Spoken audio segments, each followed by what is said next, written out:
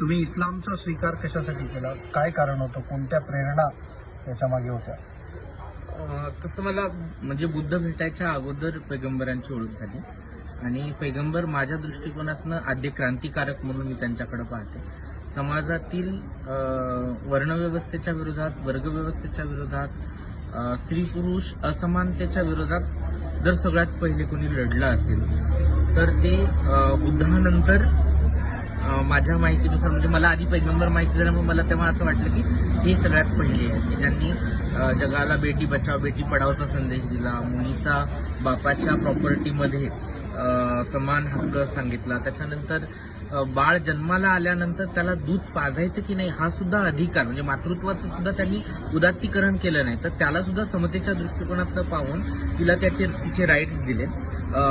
निकाह म्हणजे विवाहासारख्या शोषणाच्या व्यवस्थेला उद्ध्वस्त करून त्याला करारनाम्यामध्ये बदलवलं, जेणेकरून स्त्रीलाही स्वातंत्र्य मिळालं की तुम्ही पुरुषाला नाकारू शकता, आणि तेही अगदी कमी वेळात. म्हणजे पुरुषाला स्त्रीला नाकारायचं असेल तर साधारण 3 महिन्याचा कालावधी जातो, पण स्त्रीला पुरुषाला नाकारायचं असेल तर एका महिन्यात नाकारता येतं. कारण की पैगंबरांच्या दृष्टिकोनानं स्त्री ही मानसिकदृष्ट्या निर्णय क्षमतेत खूप पक्की असते आणि हे जगासमोर मांडताना ते कुठेही कचरले नाही. इव्हन की जगभरातले सगळे जेवढे काही महापुरुष आहेत त्यांचे वारसे त्यांच्या मुलांनी पुढे चालवले, त्यांच्या मुलांसाठी लोकांनी नवसायचे केले, पण एकमेव मोहम्मद पैगंबर आहेत ज्यांनी स्वतःच्या विचारांचा वारसा स्वतःच्या मुलीला दिला आणि जावयाकडनं तो जगभरापर्यंत पोहोचला.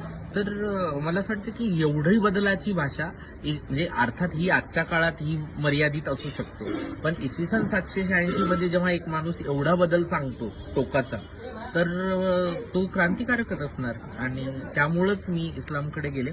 आजही मला त्यातलं विज्ञानवाद आवडतो, त्यातली स्वच्छता आवडते.